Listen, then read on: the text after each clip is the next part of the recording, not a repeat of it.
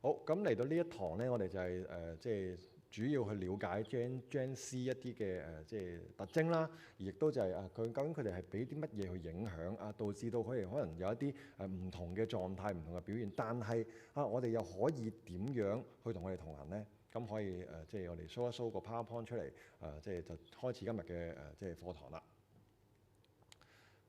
你見咧，其實即係每一個年代咧，都會有好多唔同嘅即係唔同嘅人啦。或者咧，其實社會學家都即係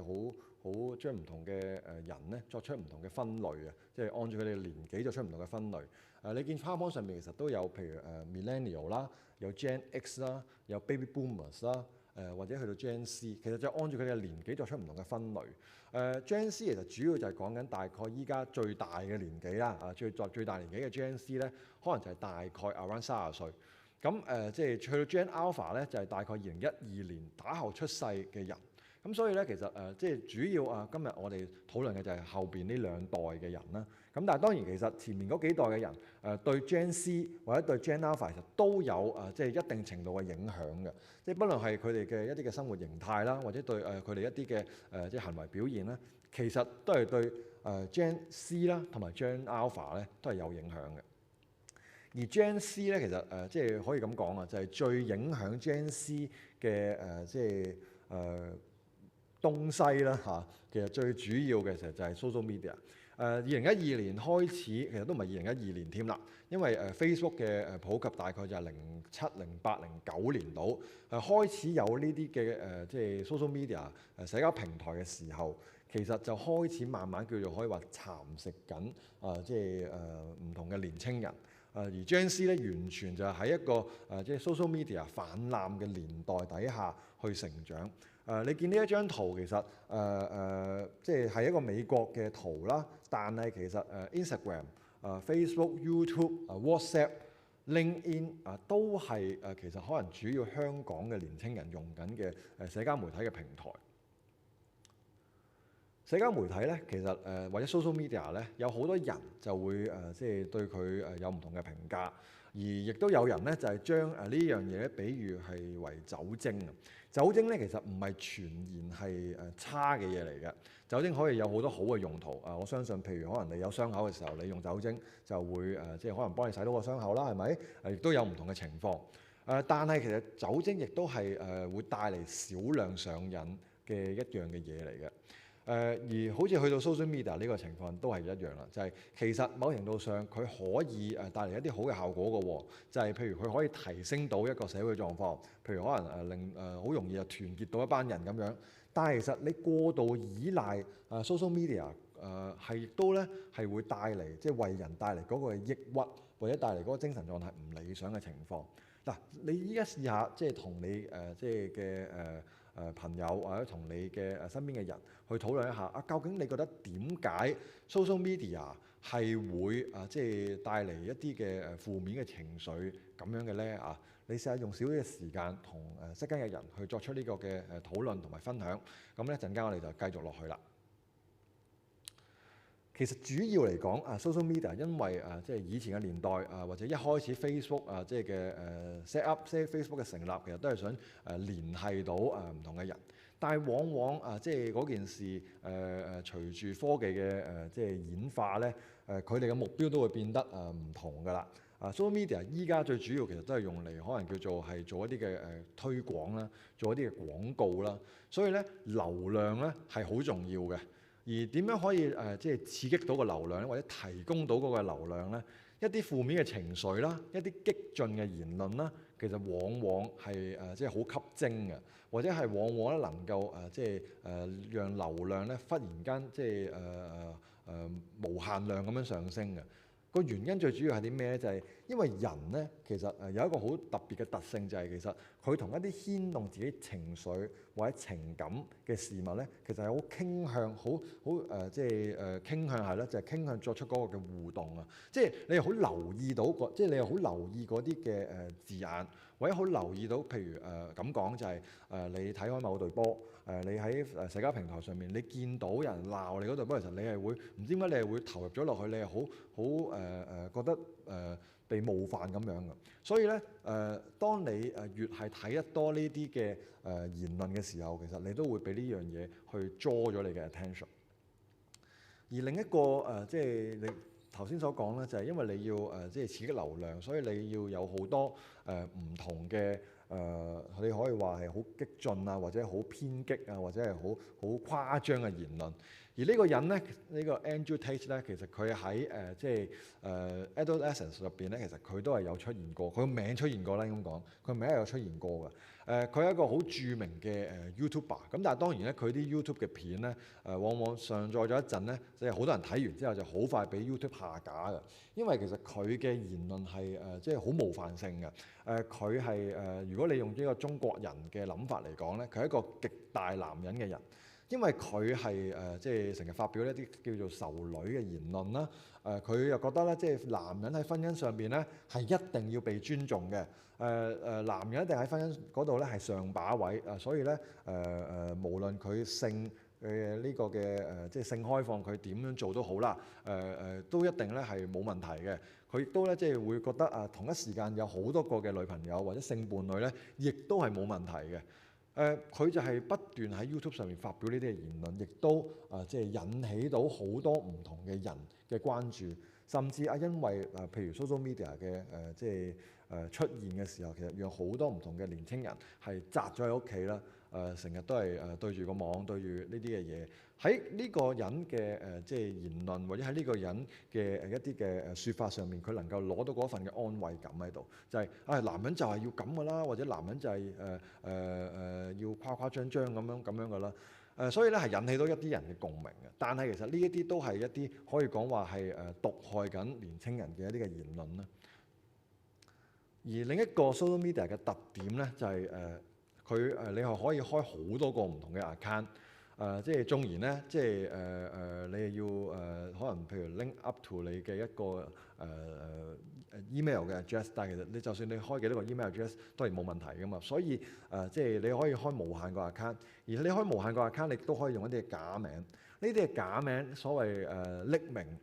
嘅留言咧，你係可以喺上面作出好多唔同嘅留言啦咁所以咧，其實呢啲嘅留言其實亦都可以引致好多即係不負責任嘅言論，因為大家都唔知你個名嘅時候，你講得幾盡都冇人揾到你係邊一個。呢個嘅情況其實就引致到好多即係好似呢度所講就係不負責任嘅言論。你可能鬧人哋全家都冇乜責任要負嘅，或者你點樣侮辱嗰個人嘅即係佢嘅作品，亦都係冇乜責任要負嘅。只讀不回咧，即係你呢度睇到第二個 point 就係只讀不回咧，其實往往係會讓人咧有嗰個即係你會更加壓抑啊，因為你冇得作出一個回應，你冇得反擊，你又會更加壓抑。但係往往你又反擊完咧，其實又會令你嗰個情緒更加波動，所以其實都係有一種可以講話毒害嘅情況喺度。social media 因為頭先所講咧，其實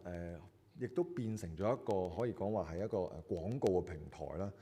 其實唔單止 KOL 會用嚟做一啲即係 promotion，甚至其實好多時往往年青人佢都會即係叫做自我經營自己一個嘅形象喺度。即係人哋點樣睇我就建基於咧，其實我 share 咗啲乜嘢，我睇咗啲乜嘢咁所以咧，即係當有啲人佢share 咗某條片，我又要 share 嗰條片有啲人睇咗某一個嘅 post， 我就要睇嗰個 post， 甚至咧就住嗰個 post 咧要去寫翻一啲嘅 feedback， 寫翻一啲嘅言論咁樣。佢哋即係或者咁講咧，就係 social media 想做到嘅一個位就係其實讓你可以講話係一個好嘅位嚟嘅，就係讓人不斷能夠喺其他人身上咧攞到一個認同。但係當然其實呢個唔係一定必然嘅事嚟噶嘛，人哋唔一定要認同你噶嘛。反而好似頭先所講，就係可以下邊可以有好多匿名嘅留言去攻擊翻你。而呢一個嘅情況其實就同博彩咧係有差唔多咁嘅感覺。點解咁講咧？博彩其實譬如可能你買馬買波咁樣，你唔知啊嘛，你估啊嘛，而你估得中嘅時候，你除咗你可以叫做話賺到錢或者即係叫做透過博彩攞到一啲嘅收益之外，你都會覺得自己我咪就係有嗰個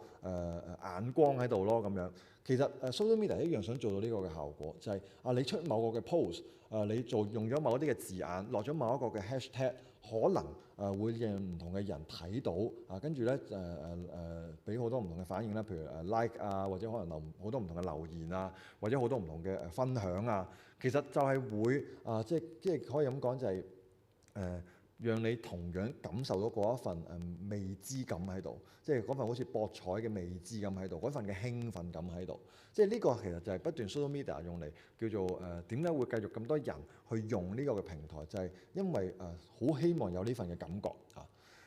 跟住去到呢度咧嘅第4個 point 啦，就係其實Reels TikTok 啦，你見其實近呢2-3年、3-4年咧係不斷咁樣去盛行即係一啲好短嘅片好短嘅即係一啲嘅影像咁樣2分鐘、1分鐘咁樣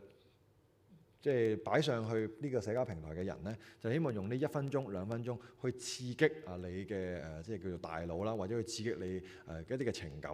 即係譬如你可以好興奮、好開心咁樣。即係所以咧，慢慢就係用1-2分鐘，你睇完呢啲片，你可以攞到嗰份嘅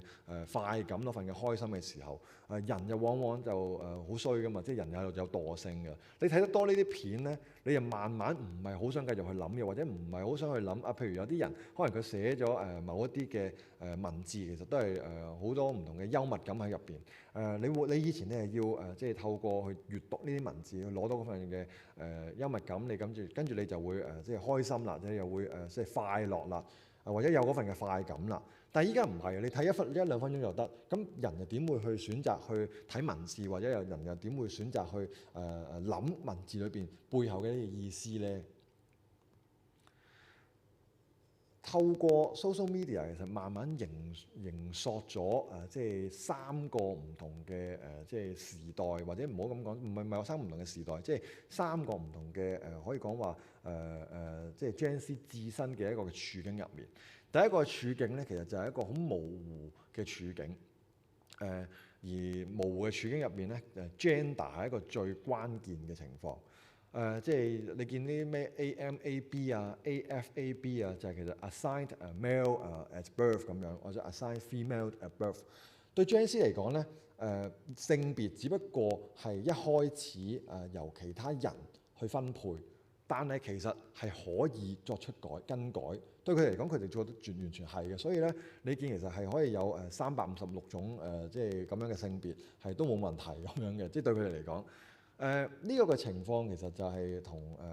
social media，譬如不斷去講就係你要做自己即係 individualism 係好有關係，而後邊亦都會繼續講到一啲關於即係authentic self即係 individualism 呢啲關係。你見呢一度第3個 point 咧就係講話 difference is good be who you are。你係要即係展現你嘅不同啦，係咪？即係不論有冇上帝創造你都好啦，其實你就係要同人與眾不同啊嘛，因為你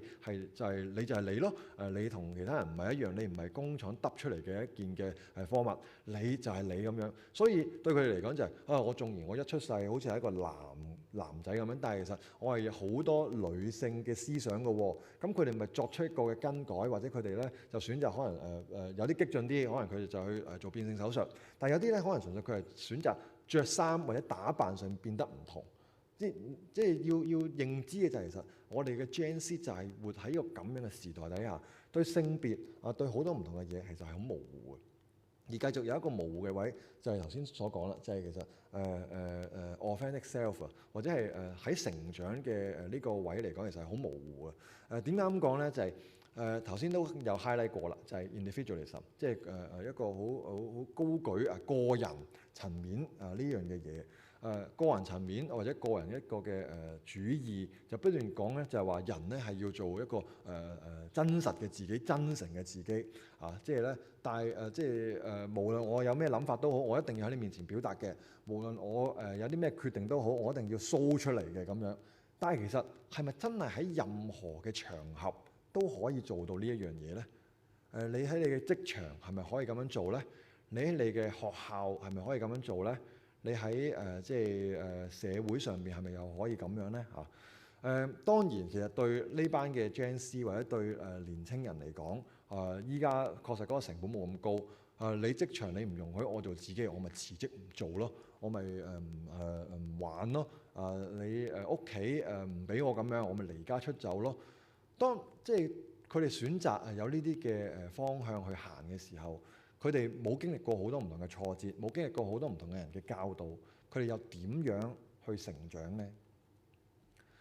跟住咧就係一個可以講話係一個好吊詭嘅時代啊！即係Gen Z亦都係換係一個好吊詭嘅時代。其實你見右手邊嘅呢啲嘅字咧，其實係好奇怪嘅一啲嘅情況嚟嘅。點解咁講咧？譬如講緊嘅就係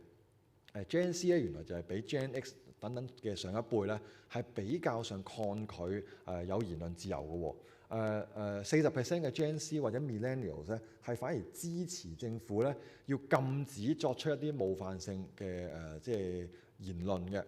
點解咁講咧？因為其實正正頭先都有講過啦，就係好多匿名嘅留言啊喺 social media 上邊，即係當呢啲嘅匿名嘅留言不斷對佢哋可能作出一啲嘅 personal attack 嘅時候，其實佢哋係覺得好難受，佢哋係覺得需要被保護。而亦都咁講，就係 Gen Z 其實亦都係一個不斷，即係喺一個不斷被保護嘅環境底下去成長，所以其實佢哋對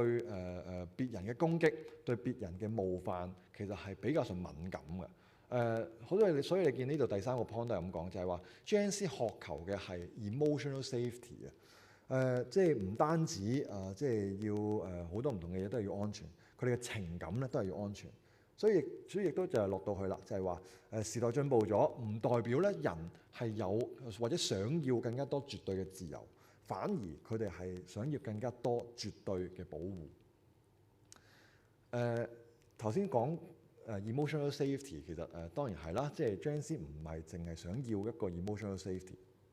佢哋反而對好多唔同嘅嘢都係覺得即係安全係至上嘅，安全係最重要嘅，所以佢哋咧係比較上即係你要留意係比較啫即係唔係完全冇，係比較上比較少醉酒啦，比較少打鬥啦，比較少即係發生車禍啦，因為佢哋驚死，佢哋怕即係會有唔同嘅後果要負，所以經濟進步咗資源多咗，但係反而佢哋其實即係唔係好夠膽冒險。亦都唔能夠太體會到世界其實係點樣，即係呢個其實就係同佢哋即係嘅父母點樣去即係叫做養育佢哋啦，或者點樣去即係陪住佢哋成長係有好大嘅關係。Gen Z 嘅父母比較多係 Millennial 或唔係 Millennial 都比較未必係太多。其實 Gen X 係比較多。Gen X 其實正身處喺一個叫做經濟起飛嘅年代，不論係香港定係即係世界各地都係㗎啦。所以咧，佢哋比較上有多啲嘅資源，而佢哋有多嘅資源嘅時候，就擺翻落去喺即係呢班嘅細路仔上邊。基本上冇一個嘅細路成長係冇工人嘅。咁當工人喺佢隔離嘅時候，其實佢哋就即係好多嘢唔使做啦，或者係好多嘢就可以被保護啦。所以其實佢哋就係會慢慢孕育咗佢哋呢一種嘅心態，就係佢哋好怕死啊，好怕受傷害咁樣嘅情況。繼續延伸落去講，就好似頭先所講，佢哋怕死，怕好多唔同嘅後果要負，所以咧 Gen Z 比起 Gen X 同埋 Millennials 咧係比較上少即係發生婚前性行為嘅。佢哋比較上多咧係會用即係色情影片啦，或者自慰啦，去解決佢哋嘅性需要，並且將呢樣嘢咧即係視之為一個替代品，因為頭先好似頭先所講就係佢哋怕死啊嘛，怕好多唔同嘅後果要負啊嘛。即係哇大佬即係我做咗婚前性行為，可能我隨時會做咗人哋嘅爸爸㗎喎，或者可能我會有好多唔同嘅性嘅疾病㗎喎咁樣。即係對佢嚟講即係既然有呢啲情況，咁我不如就即係因為依家科技太進步啦咁我上網睇即係睇鹹片咁樣就算啦咁樣。其實即係佢哋就反而有好多呢啲唔同嘅選擇喺度。所以咧即係科技進步咗文化開放咗。但係唔係迎來更加多嘅性疾病或者係單親家庭，而係性嘅觀念嘅扭曲。佢哋更加多係對即係人嗰份嘅唔尊重啊，即係對人嘅身體、對人嘅即係人嘅靈性都好啦，其實都係一份嘅唔尊重喺度。呢一個嘅吊詭位咧，佢可以咁講咧，其實喺叫做COVID 過後咧係更加嚴重嘅。因為科技進步咗即係 social media 亦都興起啦，係咪 ？social media 嘅興起嘅時候咧，好多唔同嘅人佢都會擺好多唔同嘅嘢上網，譬如可能係一啲朋友嘅聚會一啲唔同嘅相。但係往往可能一啲嘅年青人佢見到張相冇自己，自己原來不被邀請去呢啲嘅聚會入面，佢卻係即係嗰份嘅寂寞感係強烈咗。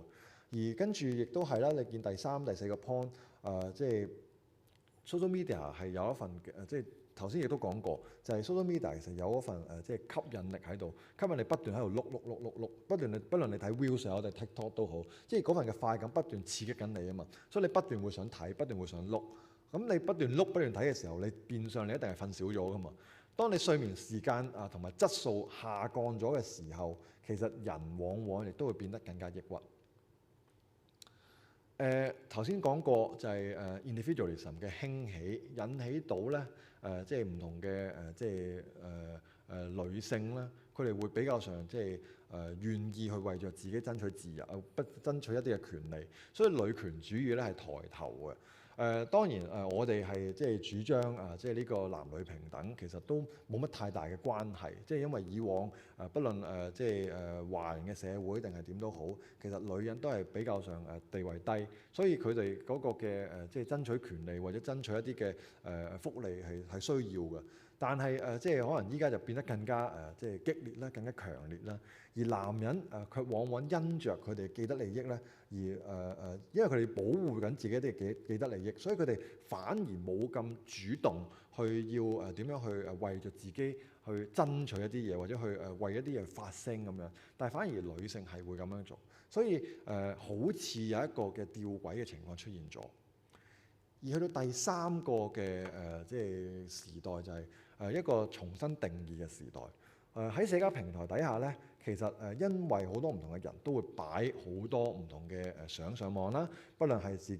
即係可能着件衫點樣好睇法，或者自己減肥成功即係又將一啲嘅相擺咗上去，或者自己化妝即係化得好靚又擺咗上去咁樣。呢啲嘅相或者呢啲嘅片，其實都係對即係睇嘅人咧，其實係有嗰份嘅壓力存在嘅，因為佢哋不斷會諗就係點解你做到我做唔到嘅咧咁樣，又或者當我擺咗一啲嘢上去嘅時候，其實好多嘅人，好似頭先所講就係好多人可以有一啲惡意嘅言論啦、惡意嘅評論啦，其實比以往嘅時代咧，即係依家嘅年輕人係比較上。真係提早進入咗一個被評價嘅情況，而亦都咁講就係因為唔同嘅人按着自己嘅標準去作出唔同嘅評價，或者係social media 已經劃一咗某一個嘅標準喺度嘅時候，其實人嘅價值亦都係重新去被定義。去到講緊家庭呢一樣嘢咧，或者社會嘅功能咧，其實都係重新被定義嘅。因為即係Gen Z 咧，其實比較上唔願意去生育。你睇翻咧，即係依家可能你出街都好啦，其實你見好多人都係譬如選擇佢哋係會即係養寵物啦，去取代生兒育女。覺得養隻寵物自己冇咁大責任，所以咧就會選擇咁樣做啦，係咪？咁但係咧，其實喺以前嘅年代，不論你喺古希臘嘅年代也好，定係即係華人社會一定更加係啦，就係其實孩子嘅出世，特別可能仔嘅出世咧，係會讓其他人感受到穩定啦，或者係咁即係有嗰份嘅希望喺度。但係當 Gen Z 選擇即係比較上選擇唔生仔嘅時候，其實呢啲嘅家庭嘅價值觀或者一啲嘅諗法，亦都變得係少咗。成個嘅社會咧，喺父母嘅數量減少咗底下咧，反而即係因為少咗父母啊嘛，所以咧唔同嘅人其實根本上佢哋個責任都冇咁大責任要去負啊。咁佢哋變相就係比較上就係推崇自由。咁你可以咁諗啦，就係當一個社會不斷就係責任越嚟越少每一個人咧就係講緊話，我哋要點樣爭取自由，我哋要點樣享受自由。其實成個社會其實都可以係變得唔同嘅即係扭曲喺度。呢一個咧頭先有 highlight 過，但係咧就冇繼續延伸落去講。當科技進步咗，人際關係咧反而係疏離咗。點解咧？因為網絡也好即係不論可能係譬如一啲嘅討論區，可能係連登，又或者可能係即係social media、Facebook、Instagram 等等都好。佢哋對群體嘅定義咧，或者對群體嘅功能咧係有改變嘅。因為呢啲嘅平台其實往往好容易招聚咗一班即係兩極化嘅人，或者唔係話招聚咗兩極化嘅人，係造成咗兩極化嘅影響。因為比較上同一個嘅 post 咁計，自己有係會入去睇㗎，即係反而咧你唔會入去對家嘅 post 睇，因為你知道對家嘅 post 不斷講緊一啲嘢，可能係鬧緊你嘅。所以咧就變成係好兩極化，而亦都對同路人對自己人嗰個嘅標準或者嗰個定義咧係嚟得變得不同啊！即係所有嘢你都要支持我認同我，你先至係叫做係我嘅自己人咁樣。咁但係其實現實社會唔一定係咁噶嘛，係咪？而亦都喺網絡上邊咧其實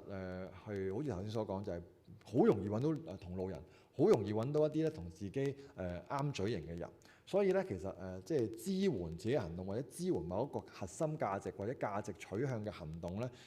其實嗰個行動力亦都係上升咗嘅。你好容易吹雞就揾到一班嘅人出嚟咧去做某一啲嘅嘢，但係可能以往嘅年代未必咁容易做得到嘅。但係依家咧有網絡平台就做得到啦。有時候可能甚至會覺得就係當我哋有個行動實踐咗，我哋先叫做係自己人咁樣。第四個 point 咧，其實我覺得呢個都幾有意思。第五個 point 都有幾有意思嘅，就係講緊我哋已經由咧即係他人嘅故事演變為自己嘅故事。呢個嘅説法係啲咩咧？就係其實以往我哋不論係睇電視、睇報紙等等，我哋可能好多時係睇人哋嘅故事，了解人哋嘅故事係點樣咁樣。但係依家往往因為有 social media。有個平台，我哋可以隨時咧出一個即係黑晒 screen 嘅story，跟住咧下邊咧就寫一大抽嗰啲嘅字嘅，就將自己嘅故事、自己嘅感受咧就寫晒出嚟。你往往變咗就係好多時係講緊自己嘅嘢。咁當然亦都有一啲嘅人係淨係繼續睇人哋嘅故事，但係好多時即係嗰份嘅共鳴咁，就因而失去咗，因為太 highlight 自己可能一啲負面嘅位啊，或者太 highlight 自己一啲嘅難受嘅位啊。其實其他人當然可能都會有差唔多嘅感受或者差唔多嘅經歷，但係冇出口啊，冇出口嘅時候，其實好難有嗰一份即係一齊揾到希望嘅嗰份嘅共鳴感。呢度啲字咧好似好細，但係其實最主要亦都有一大堆嘅英文啦。其實最主要講緊嘅就係咧依家嘅人咧係用價值取向或者係啦價值取向嚟到去做唔同嘅即係叫做招聚唔同嘅人咁樣啦。譬如佢哋會選擇去即係跑會裏邊去跑步，即係去呢度去聚會，而 other 咧選擇去酒吧或者去即係一啲嘅club 嗰度咧去玩。佢哋反而選擇去希望去實踐一啲有價值、有意義嘅行為。所以咧，即係關於可以講話係朋友之間嘅相處啊，或者一啲個聯誼啊，其實都係叫做重新被定義嘅。另一個位重新被定義嘅係啲咩咧？就係其實即係對人生嘅意義啦，或者對即係信仰咧，其實都係即係對 Gen Z 嚟講，其實都係重新被定義嘅。即係對佢哋嚟講，因為其實佢哋繼續咧都係對人生或者生命意義咧係有興趣嘅。但係只不過對佢哋嚟講，宗教唔係一個唯一嘅選擇。因為正就又關 social media 事啦，就係好多唔同嘅人透過 social media 去高舉緊一啲嘅即係價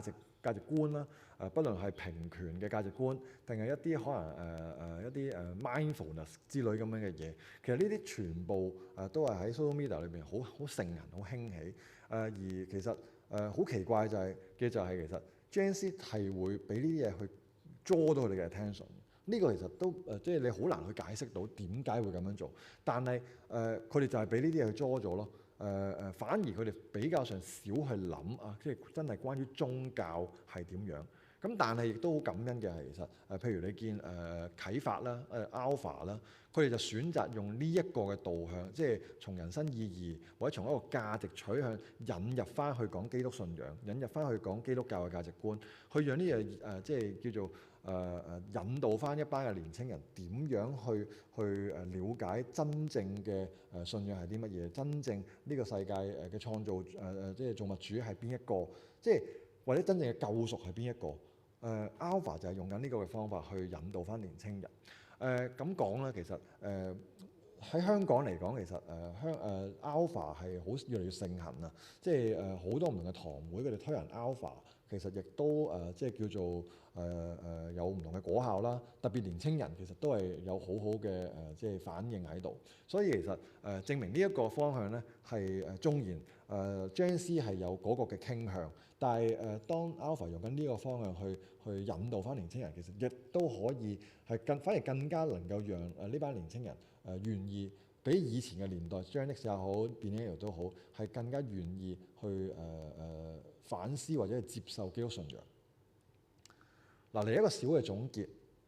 ，Gen Z 所身處嘅時代咧，就係the age of blur 啦，the age of paradox 啦，the age of redefinition。呢三個係一個可以講話佢哋正身處緊嘅時代。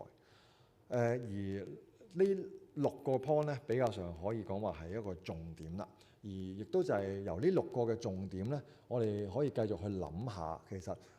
我哋要點樣去同呢一班嘅 Gen Z 去同行。譬如第一個 point 就係講緊即係性同埋性別係被模糊嘅。跟住咧就係講緊究竟喺咩嘅場景底下我哋可以做到，即係唔係我哋啦，即係 Gen Z 可以做到真實或者虛假嘅自己。佢哋係點樣拿捏到咧跟住第三個 point 就係講緊喺重重嘅保護之下成長即係 Gen Z 係即係備受保護嘅動物即係Gen X 同埋 Millennials 咧係好好咁樣去即係保護住佢哋，讓佢哋好能夠好安全咁去成長。但係當喺個咁樣嘅情況底下，可以點樣敢於受傷咁樣去前行？因為敢於受傷或者係有受傷有傷痕，你先至會成長得更加快。咁又可以點樣去做咧佢哋都不斷面對緊嘅就係其實佢哋想尋覓，亦都不斷尋覓，但係又繼續不斷尋覓唔到嘅自我價值。呢個位究竟我哋可以點樣幫助到佢哋咧即係家庭群體關係又係啲乜嘢咧？即係呢個嘅 social media 喺呢幾個位上面不斷即係扭曲緊即係群體不斷扭曲緊關係。咁但係係咪完全冇一個出路，冇一個方向咧當然有指引尋覓生命意義咧，頭先都講過啦，即係譬如 Alpha 嗰個嘅向導係好好嘅。咁但係當然除咗 Alpha，我哋係咪都可以tailor make 一啲嘅即係一啲合基督信仰嘅價值觀嘅一啲嘅工具嚟到去引導呢班嘅年青人咧咁樣。依家咧就想大家再試下花少少時間去做一個嘅討論啦，就係當你了解到頭先即係講緊 Gen Z、Gen Alpha 嘅年青人，佢哋正身處緊喺一個咁樣嘅世代、咁樣嘅時代，你覺得可以有啲咩方法去同佢哋同行咧？大家可以分享一下。依家咧下半部分就講緊關於同行啦，或者係同呢班嘅 Gen Z 同行啦。先講一啲嘅原則跟住再講一啲嘅即係我覺得可以試下用嘅策略，或者用嘅一啲嘅方法。呢個嘅即係社會學家咧，佢講過一句説話，就係對不同世代嘅理解咧，唔應該只係停留喺年齡上面嘅分野，亦都需要明白各個嘅世代喺成長嘅歷程之中咧，所身處嘅社會文化處境共同嘅經歷嘅社會經驗咧，其實呢一啲嘢咧都係會叫做塑造緊即係一代人佢嘅思維、習慣、情感同埋價值。一個好現實嘅位就係其實縱然係同一代人一齊，即係譬如同樣都係1995年出世嘅人，即係叫做問邊係 Gen Z 啦咁樣。但係其實當我哋喺唔同嘅學校、唔同嘅家庭去成長，甚或佢哋可能喺唔同嘅即係國家嘅成長，譬如可能一個喺即係加拿大成長，一個喺香港成長，其實佢哋嘅思維、佢哋嘅諗法、佢哋嘅好似呢度所講，佢哋嘅習慣其實都可以好唔同。我哋一定要掌握住呢一個原則先，就係你唔好單單講就係後生嘅就一定唔好或者後生嘅就一定係有呢啲咁樣嘅狀態、呢啲嘅畫面、呢啲嘅情況，其實唔一定係。佢哋所身處嘅環境係對佢哋有好大嘅影響，而頭先其實我哋都有講過下㗎啦。而當我哋即係譬如頭先講緊呢一個位就係唔同嘅即係處境啦，或者係文化有唔同嘅影響。我哋嘗試咧試下用下即係 Gen X 同埋Gen C 佢哋嘅成長嘅處境同埋文化嚟作出一個嘅比較先。嗱Gen C 咧就係完全可以講話係喺互聯網底下去生活去成長，所以咧佢哋就會好自然咧就係自己想點就點咯，自己可以揾到唔同嘅資訊，揾到唔同嘅資源去解決好多唔同嘅問題。例如可能佢哋會自己選擇去學唔同嘅嘢啦，即係透過可能上 YouTube 睇唔同嘅片，可以學到唔同嘅嘢。而佢哋咧亦都係成長喺一個即係政局同埋經濟不穩嘅時代。不論香港定係即係世界各地，其實嗰個政局同埋經濟都係不穩嘅。即係你幾時知道幾時會有唔同嘅打仗出現咧？係咪？你唔知噶嘛。或者政局你見日本又換首相啦。其實有好多唔同呢一啲嘅政局不穩嘅時代。相對以前係唔同啊。咁所以咧衍生最後一個嘅情況就係所以呢班嘅 Gen Z 可能會比較自我。同Gen X 就真係有好大唔同嘅分別啦，因為佢哋係叫做過度適應互聯網嘅生活。佢哋主要成長可能譬如佢哋讀書嘅年代，其實都係冇互聯網嘅。佢哋都係即係老師即係俾ABCDE 佢哋做，或者俾 ABCDE 嘅書俾你去睇，咁佢哋咪就係去睇去做咯，係。咁跟住咧佢哋係慣咗叫做被安排。有穩定嘅步伐，慢慢一個個階層階級咁去行去上升咁樣。比較感恩嘅係呢班嘅 Gen X 咧，其實係叫做成長喺一個遍地黃金嘅時代。喺香港係更加係啦，即係80年代、90年代真係即係好經濟啦，係咪？即係或者係好多唔同嘅機遇，佢哋可以真係經歷到。所以喺佢哋嗰個年代，或者喺 Gen X 成長嘅年代，或者 Gen X 叫做投身社會嘅年代，只要努力就得㗎啦。所以咧，我哋要對個企業有責任，對個工作係有責任。呢個位其實就同 Gen C 有好大嘅分別。冇話邊個好邊個唔好，只能夠講嘅就係其實唔同嘅時代成長係真係會塑造唔同時代或者唔同嘅即係風格、唔同嘅處事手法、唔同嘅價值觀喺度。關於同行嘅核心價值係咧，當然有好多唔同嘅嘢啦。但係我諗要關注嘅係，或者要理解一下年青人，亦都可以大家繼續大家可以有一個嘅討論下，即係討論下呢個位嘅，就係其實好多年青人咧，佢哋係敢於想像嘅，因為佢哋接觸嘅事物比較多，佢哋上網即係睇好多唔同嘅資訊啊咁樣啦。佢哋能夠了解個社會嘅嘢係好多，或者了解個世界嘅嘢係好多，但係佢哋亦都因為佢哋了解得多，所以佢哋敢於想像。但係佢哋唔覺得自己可以做得到呢啲嘅嘢嘅，佢諗到，佢唔覺得自己做得到。其實呢個好慘嘅事嚟嘅。但係香港嘅年輕人就更加多呢個咁樣嘅情況。佢哋願意去試下，即係可能試咗1-2個月唔得，咁佢哋就唔堅持落去。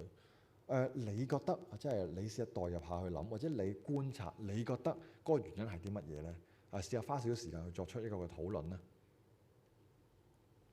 唔少嘅年青人咧，其實佢哋都覺得佢哋都期望就係佢哋嘅生命、佢哋嘅生活能夠有意義。好似頭先都講過啦，就係佢哋會選擇去跑會嗰啲即係係啦，跑會裏邊咧去同朋友去相聚，因為佢哋覺得一齊跑、一齊鍛鍊身體，呢個係一個有意義嘅行動、有意義嘅行為。但係要問嘅係其實佢哋係咪真係有嗰個尋覓或者嘗試嘅空間咧？喺香港呢個社會或者唔係香港啦，即係可能喺世界各地唔同嘅社會，係咪真係佢哋有足夠嘅空間去試或者去揾即係佢哋可以點樣去即係能夠讓佢哋嘅生命變得有意義咧？學校、社會、教會係咪容納佢哋嘅意見咧？或者有幾多容納佢哋嘅意見咧？定係其實都好怕會出錯，好怕要承擔唔同嘅後果咧？有一段嘅聖經咧，我覺得係好能夠對應到，或者好能夠 tackle 到頭先所講嘅呢個位嘅，就係《士師記》4章8至9節，就係講緊巴拉同埋即係底波拉嘅呢個故事。巴拉就唔夠膽去啦，咁但係咧底波拉就係話我一定會與你同去，然而你在所行的路上必不得着榮耀，因為耶和華要把西西拉交在一個婦人的手裏。於是底波拉起來，與巴拉一同往基低斯去了。縱然個結果好似都唔係話最好，但係底波拉起碼佢陪阿巴拉去做，而巴拉喺底波拉願意陪佢去做，與同佢一齊去做嘅時候，佢就選擇咗即係 take 呢個嘅 risk，或者選擇咗去接受呢個挑戰，去咪就係去即係解決呢個嘅西西拉咁樣咯啊。咁所以咧，其實同行其中一個位就係你係咪願意陪呢班年青人去試去闖？共同冒險、共同嘗試係咪你會選擇做嘅行動或者選擇做嘅行為咧？有時候咧都幾懷念翻咧以前後生啲嘅時候，同一班即係friend 啦一齊去搞 camp 嘅時間。嗰陣時咧，即係一班人真係叫做好似呢度所講，一齊共創緊一啲嘢啊！即係經驗緊嘅就係同佢哋一齊去合作咯，即係一齊去面對好多唔同嘅困難，譬如可能你唔夠資源、唔夠物資，或者嗰個活動可能有啲問題出現咗，有啲棘咁樣，但係互相幫助、互相去諗方法去解決，又或者當時有啲嘅牧者啊、有啲嘅導師同我哋一齊去度，同我哋一齊去諗，其實嗰個位係你會覺得好奇妙㗎，因為大家就係互相補足、互相幫助、互相看見或者互相按住嗰個恩賜嚟到去分配唔同嘅崗位。其實呢樣嘢係好緊要，亦都就係正因着我哋能夠即係互相即係同行啦，或者係互相嘗試去冒險啦，唔係話單單見到個問題出現咗，我哋就避開選擇算啦，我哋唔好用呢個方法啦，或者我哋唔好做呢個唔好做呢個活動啦。我哋反而係嗰陣時繼續去試，正因為我哋試，所以就讓當時我都覺得即係你話認叻咁講，我哋當時搞 camp 都搞得幾好。嗰個社群或者嗰個羣體亦都存在咗嗰個嘅希望喺度。好似頭先所講。喺社群入面，我哋有唔同嘅機會，我哋有唔同嘅場景，俾我哋可以發掘到彼此嘅能力，或者體驗欣賞到對方一啲嘅獨特性。其實呢個係好有意義嘅好有意義嘅行動嚟嘅。因為我諗每一個人都係真係好似即係個人主義咁講啊，即係每個人都係獨特嘅，每個人都有獨特嘅恩賜，每個人都係上帝獨特嘅創造。當我哋能夠擺啱佢哋嘅位即係讓年青人喺群體入面，即係叫做不論佢係真誠咁表達自己也好，定係佢好似呢度所講，就係按住自己嘅能力去為呢個群體，為即係唔同嘅人去作出一啲嘅貢獻，而呢個貢獻可能係帶嚟好大嘅可能性，或者係即係能夠改善到某一啲嘢嘅時候，其實就能夠讓呢班嘅年青人感受到原來我自己縱然譬如可能我真係淨係識得打鼓嘅啫喎，但係原來或者淨係識得彈吉他啫喎，但係原來你喺一個老人家身邊去彈吉他，你陪佢可能唱下一啲佢以前想唱嘅歌，其實可能係對佢哋嚟講係好有嗰個意義喺度。呢個就係嗰個嘅可能性咯。另一個我諗同行嚟講咧，我哋需要在意或者需要 take care， 需要即係擺多啲嘅effort 上去嘅係啲咩咧？就係嗰個溝通嘅過程啊。其實咧，即係你一直追住嚟睇嘅時候咧，其實social media 係能夠提供一個好好嘅平台啦，就係俾大家去表達自己嘅諗法，表達自己嘅意見。咁當然衰啲嘅就係你會匿名喺上面去講唔同嘅嘢，但係其實上面都係一個可以講話係一個 transparent， 一個好透明度高嘅即係意見平台，因為你唔會修飾自己嘅言論，你唔會修飾自己嘅字眼，你會喺上面好清楚咁表達咗自己嘅嘢，但係只不過可能你匿名啫。咁但係調翻轉，我哋可唔可以嘗試就係唔好匿名？我哋即係亦都唔係講緊話用 social media， 我哋喺現實場景入面，我哋喺人同人中間，即係面對面嗰個嘅溝通交往入面，我哋真係能夠表達到即係好內心自己嘅感受，而有呢一份嘅即係勇氣也好，或者有呢份嘅即係有呢份嘅寬容即即係包容啦嚇，係能夠即係包容到對方嘅意見，包容到對方一啲嘅諗法即係唔好太多嘅批判，唔好太多嘅即係評價先，聽咗對方講嘅嘢。當我哋能夠做到咁嘅時候，其實係能夠即係讓年輕人更加願意去表達自己，更加願意去講多啲自己嘅內心。當我哋知道佢哋內心多啲，當我哋知道佢哋嘅諗法多啲嘅時候，其實同佢哋一齊去行，亦都變得容易。你見呢一度其實講緊話即係 online 嘅 forum 也好，定係可能一啲嘅唔同嘅情況，其實就係講緊好多時咧，啲年青人咧中意同 AI 傾偈嘅。因為同 AI 傾偈咧，你就係講乜都得因為 AI 唔會太多鬧翻你轉頭，唔會太多好價值嘅判斷。我哋唔係話我哋要做到好似 AI 咁，完全接受晒佢哋講嘅嘢，但係我哋係咪有嗰份嘅包容？我哋有嗰份嘅即係接納喺度？我諗呢個都好緊要。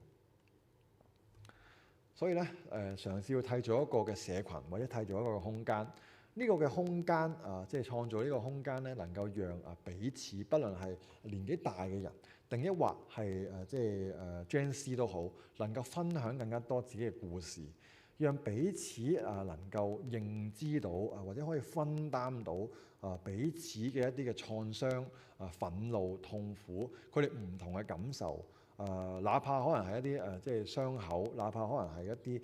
唔係咁好受嘅感覺，但係係咪能夠彼此去分擔呢？提高即係正透過能夠彼此分享嘅時候，就能夠提高到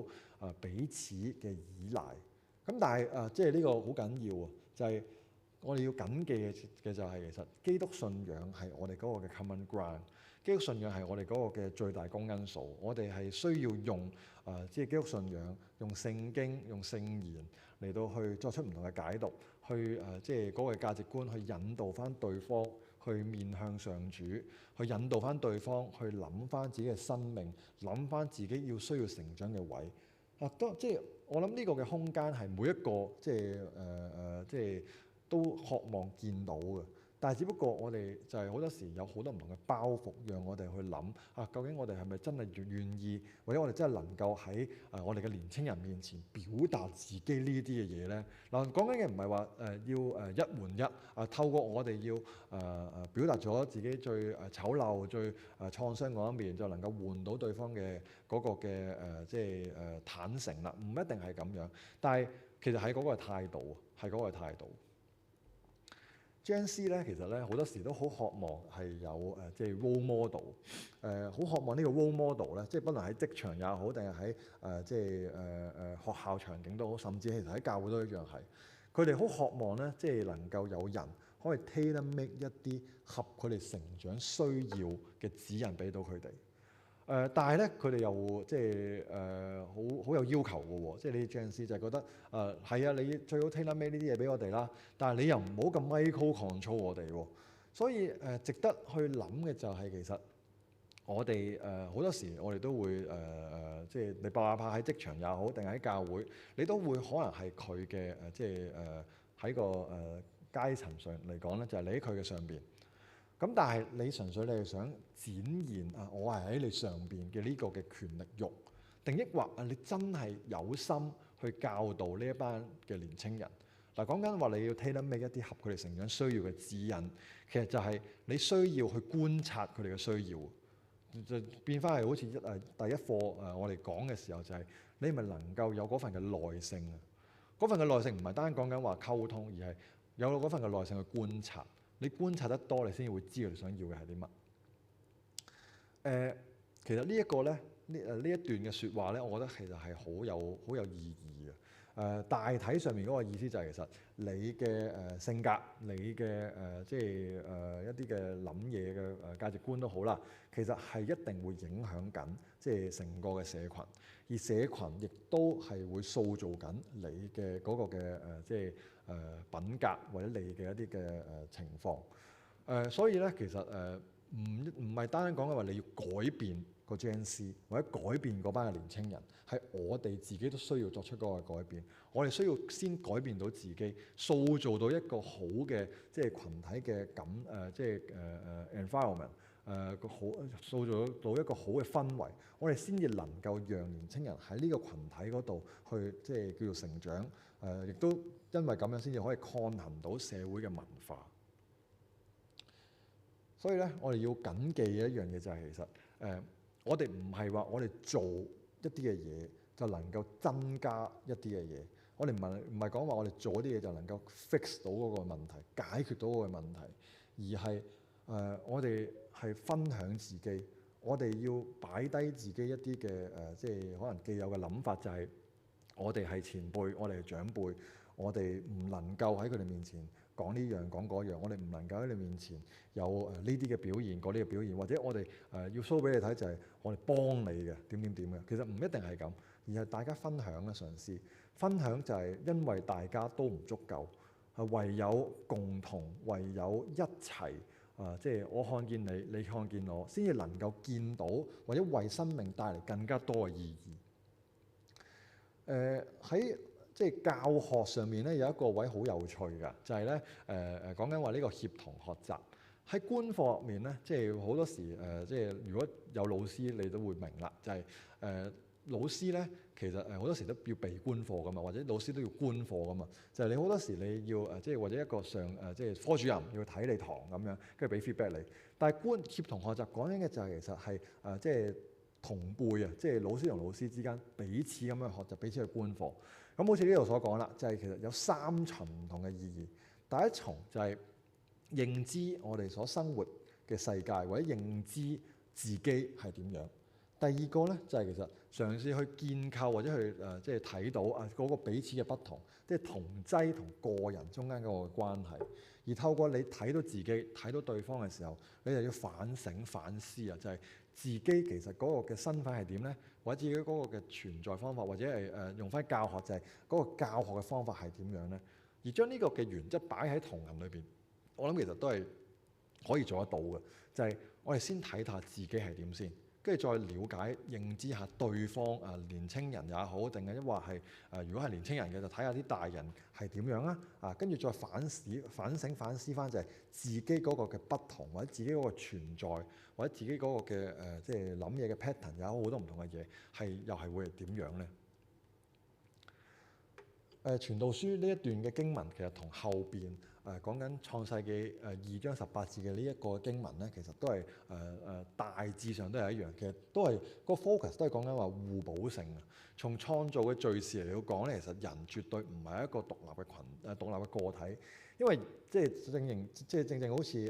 上帝咁講，就係那人獨居不好，我要為佢做一個配偶幫助他。獨居不好，或者講緊話我哋 highlight 不好呢個字，其實同上帝1章裏邊不斷去講就係我看即係好多嘢都係好嘅咁樣。但係佢正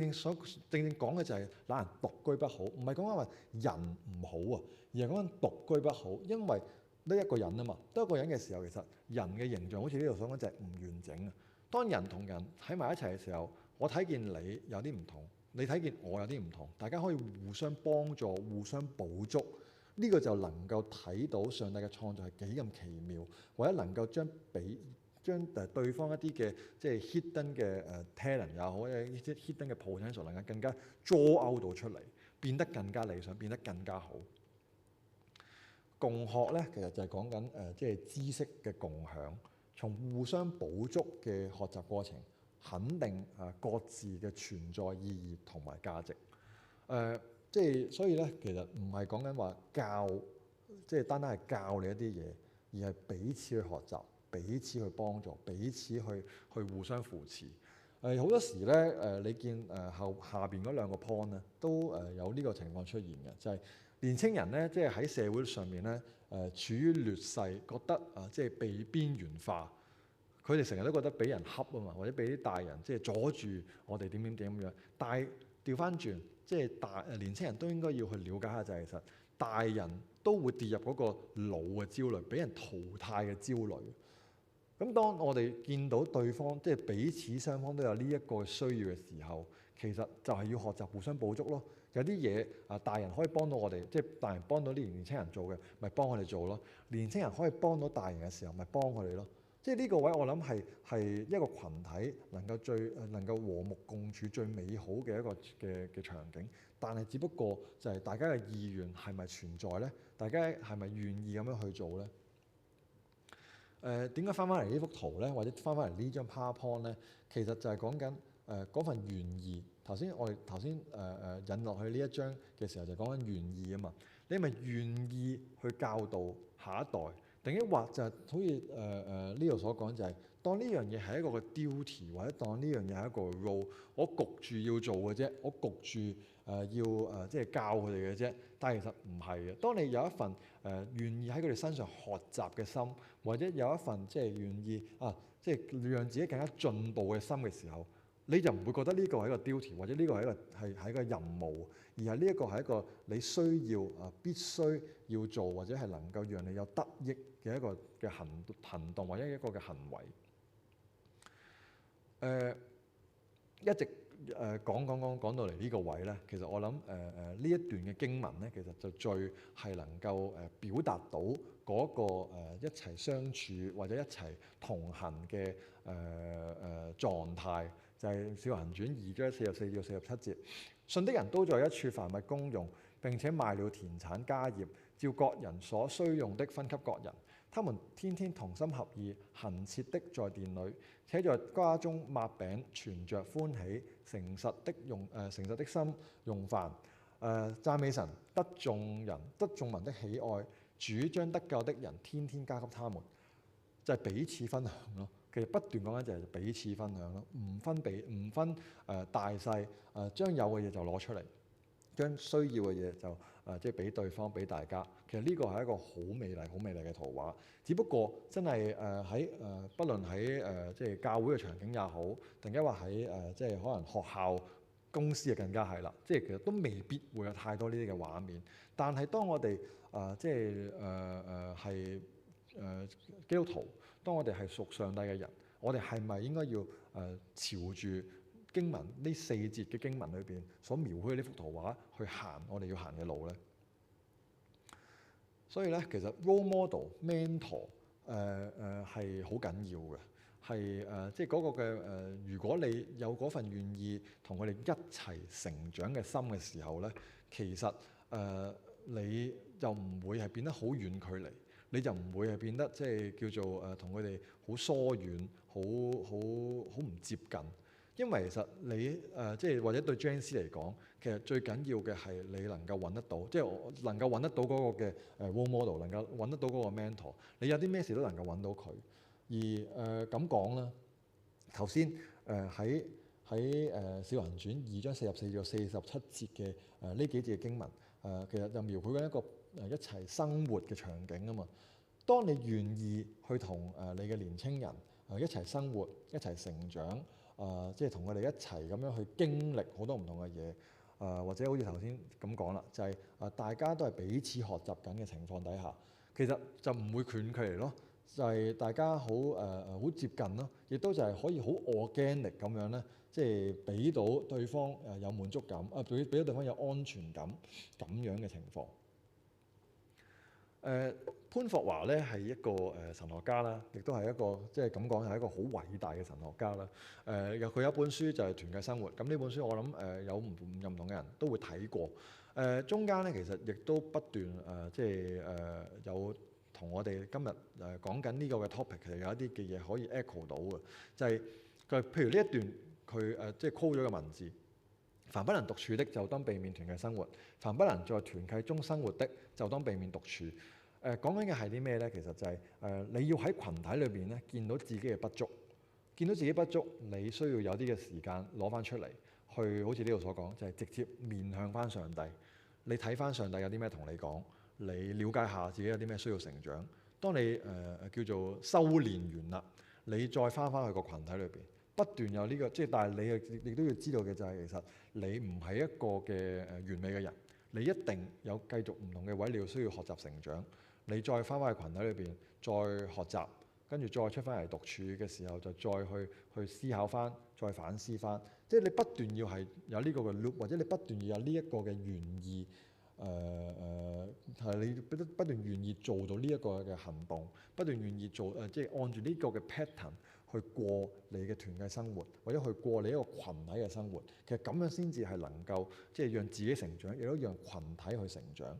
好似呢度所講，就係喺群體之中咧，我哋要透過共同嘅照顧同埋看見，去讓自己嘅經歷係即係讓自己經歷到嗰份嘅突破。即係唔好俾自己咧，即係囚禁即係自己嘅自由，呢個係好緊要嘅情況。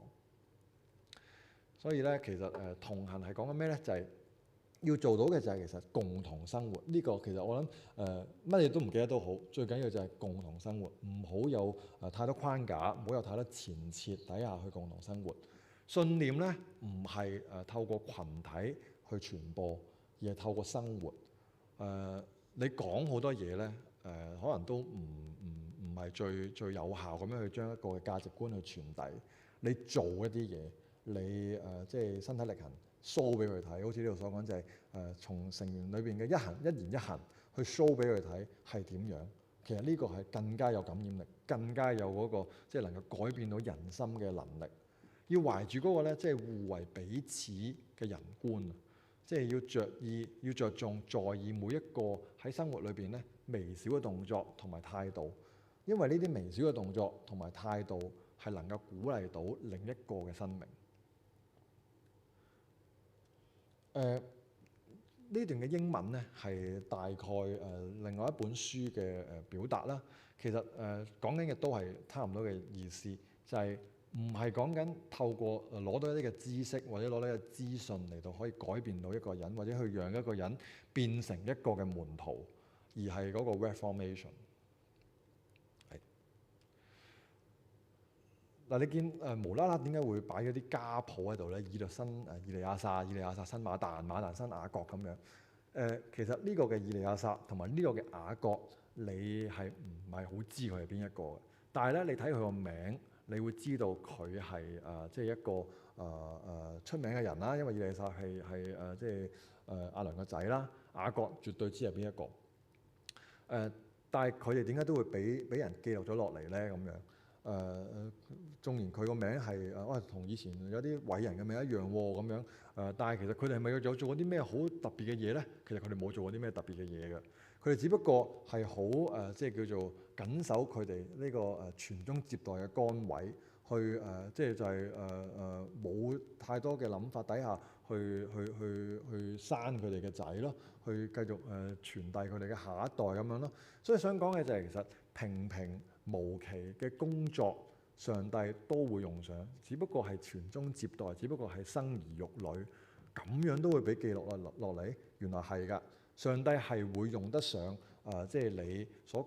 做嘅嘢。哪怕只不過好似呢度所講即係一個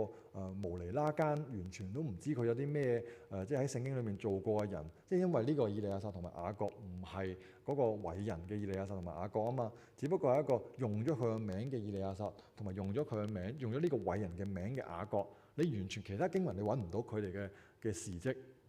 但係當佢哋只不過佢哋生咗即係下一代，上帝就用上咗啦。上帝用上咗就衍生到去到原來係耶穌嘅家譜咁樣。所以平平無奇嘅工作，上帝都會用得上，亦都能夠為佢編寫新嘅意義。問題嘅就係其實我哋有幾咁在意呢啲平平無奇嘅工作？有時候可能真係嘅，只不過可能你為你嘅仔切個橙。你話你個仔即係去做一啲譬如可能排隊去交電話費咁樣，其實可能呢啲好簡單嘅動作都已經能夠讓佢感受到就係原來做一個嘅媽媽，做一個嘅爸爸係要點樣去做，而衍生落去就係原來我哋要點樣對我哋身邊嘅人。其實呢一個反而先至係一個即係更加理想或者更加好嘅門徒訓練嘅一個嘅即係畫面。所以咧，同 JNC 同行其實係要建立一個不分彼此嘅群體，喺彼此身上要共同學習，同佢哋一齊試下去冒險啊！唔好驚輸，唔好驚錯，而更加重要嘅係其實就係在意喺生命生活裏邊一啲嘅細節，好好咁樣喺呢啲細節上面咧活出上帝嘅樣式。最後咧有幾本書覺得可以介紹下俾大家去睇嘅。左上角嘅嗰一本咧係叫做 Generations 啦，其實就係講緊由即係一開始嗰張 PowerPoint 有好多唔同嘅年代嘅人啊嘛，好多唔同 generation 嘅人。佢哋即係每一個呢啲 generation 都係被記錄落嚟啊，顯示佢哋嘅特徵啊，或者顯示佢哋一啲嘅傾向啊。呢本書其實係好好嘅分析。右手邊嗰本書咧，即係右上角嗰本書咧，就係為何我們無法成為理想中嘅大人。係突破一個新嘅出品啦。係中間裏面亦都記錄咗好多一啲嘅分析，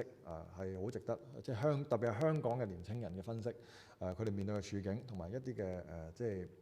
出路都可以去睇下啦。而左下角嘅呢一本咧係 You Are What You Love， 都係一本即係一個神學家所寫嘅書。咁裏面亦都講到一啲就係點樣身體力行去做一啲嘅